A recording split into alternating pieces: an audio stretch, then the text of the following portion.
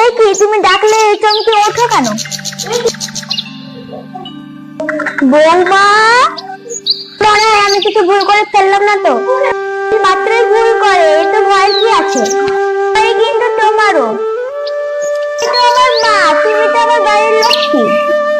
রেখে হাত ধুয়ে চলে আসো, তাড়াতাড়ি খেয়ে নাও। সব করতে গেলেন কেন? আমি বানিয়ে দিতাম।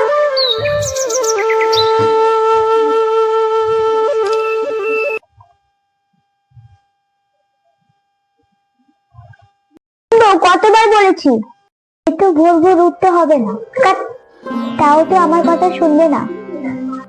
সেই সকালবেলায় উঠে একা হাতে সব কাজ করবে আর আমি তোমার কথা ভাববো না? এগুলো দেখে জাস্ট গা জ্বলে। আর তোমার মনে হচ্ছে না একটু বেশি বাড়াবাড়ি করছো? ওই কথা কিছু মনে করো না। পাগল মেয়ের কাণ্ডে দেখো। ভিখারি বাড়ির মেয়ে আগে কখনো বিয়ের আগে এত দামি দামি ফার্নিচার দেখেছে নাকি? চুপ কর, অনেকক্ষণ থেকে বাজে কথা বলে যাচ্ছি। ভুলে যাস না, আজ বাদে কাল তোরও বিয়ে হবে। সেখানে যদি তোর মনে রাখি ডাইনিং ননদ থাকে, সেদিন বুঝতে পারবি তোর ব্যবহারে ভালো কতটা কষ্ট পাই। একটা ফালতু মেয়ের জন্য তুমি আমাকে কত কথা শোনাচ্ছ? শোন, এ কোনো ফালতু মেয়ে না, তোর ভাইয়ের বউ, কবির চাকর না।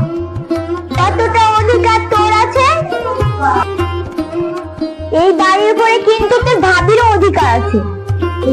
না, এসব থাকতে পারলাম না।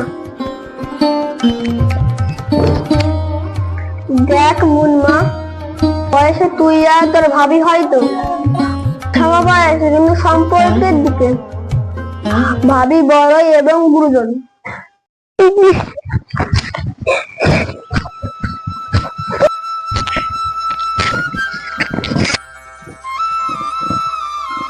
বৌমা এখনো কাঁদছে নাকি? আবার কেউ কিছু বলেছে নাকি? মায়ের কথা খুব মনে পড়ছে। এই কথা, এই দাও ফোনে কথা বলো। বলে রাখবো কাল অফিসে। আগে তোমাকে কেন বাপের বাড়ি পৌঁছে দিয়ে আছে। আমাকে যখন দেখতে ইচ্ছে হবে আব্বুকে বলেছে এখানে আসতে, আর কখনো যাব না। অভিমান হয়েছে?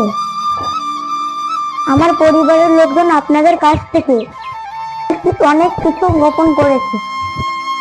সমাজ পরে মাকে হারায় ভেবে আত্মীয় স্বজনরা আব্বুকে জোর করে দ্বিতীয় বিয়ে দিয়েছে।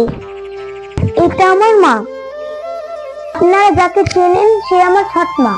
আব্বু অফিসে বেরিয়ে যাওয়ার পরে শুরু হতো অত্যাচার, পেট ভরে খেতে দিত না, খুব মারত।